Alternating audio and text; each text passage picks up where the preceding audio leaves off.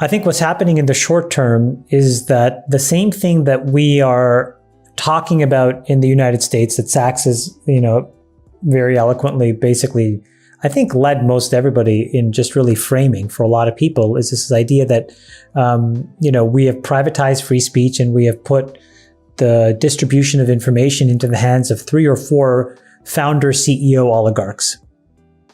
That's also true in China. And when you look under the hood of the major internet companies, there's 4 or 5 guys that are in charge.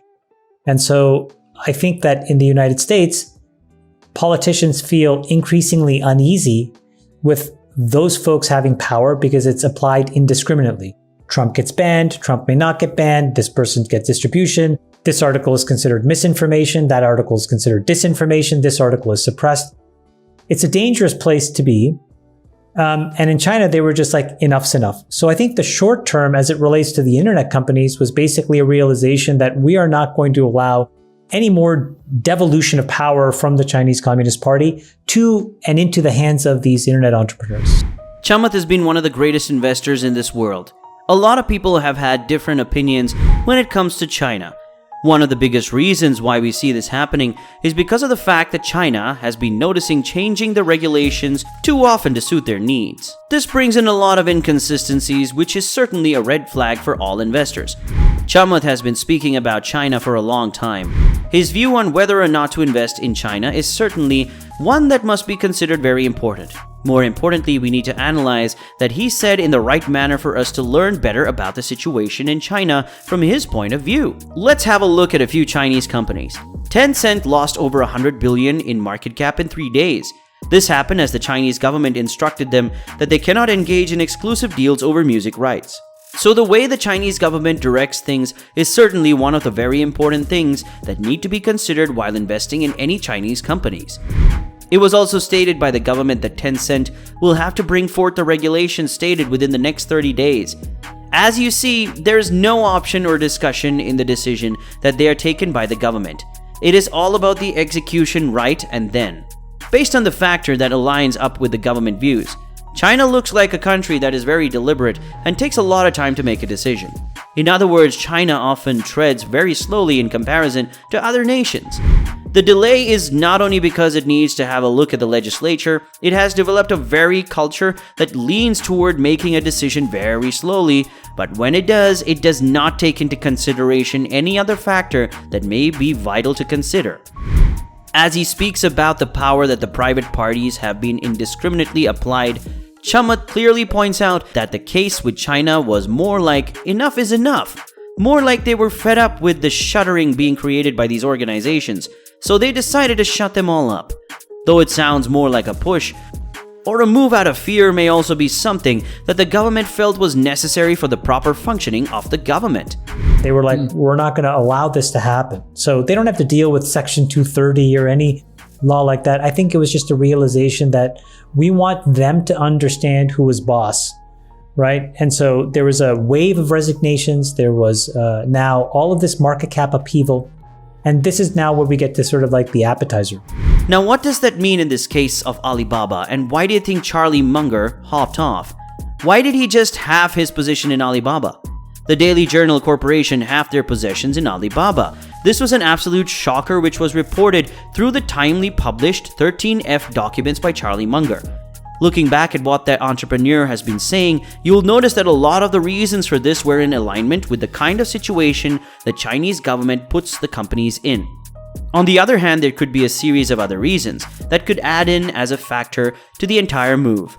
It was 12 months ago that he bought 165,000 shares, followed by 130,000 more of it, and 300,000 more of it in Q4. This was then followed up by a sale of 300,000 shares of the said company. This was certainly one of the moves that was not at all predicted by anyone. Being one of the most successful value investors out there means that there may have been some very important event that spiked his thought process to proceed with selling away his and bringing down his possession to such a level. The reason behind this move could be anything from just a change in his fundamental analysis of stocks, or to a few very important and serious ones like a potential fall of the company's performance that he foresees. This is one of the two very big reasons why we see such a huge sell-off in the market. The other one is when the investor feels that the shares have become overly valued. The risk of a prolonged tech crackdown and an increase in the regulations could have been a few of those things that Charlie could have foreseen in the coming times. This is perhaps a very huge possibility, especially if we look at the trend that the Chinese government generally follows. A lot of these risks have been dissipating over time. However, this is not something that can be said with 100% guarantee. The risks may exist, and this may be a reason why we have Charlie Munger deboarding from this journey. While we are being so critical of Alibaba as a company, one of the very reasons why he decided to take this step could be to harvest the tax loss.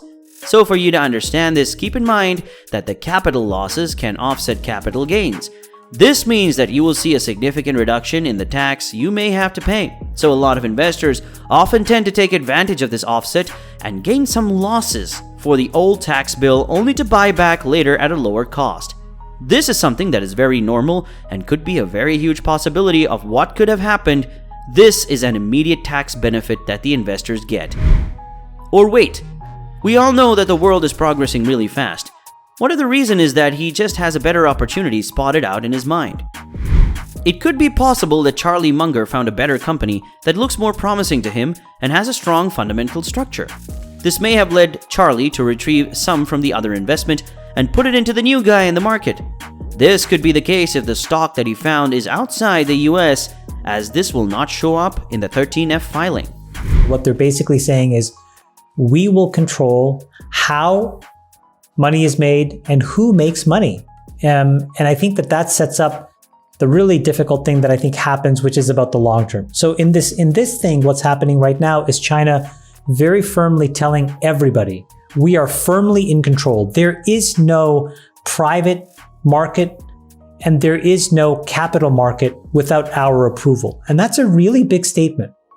And in fact, it was such a big statement that I think the Chinese security authorities then had like a conference call at Goldman Sachs, JP Morgan, all these folks were invited.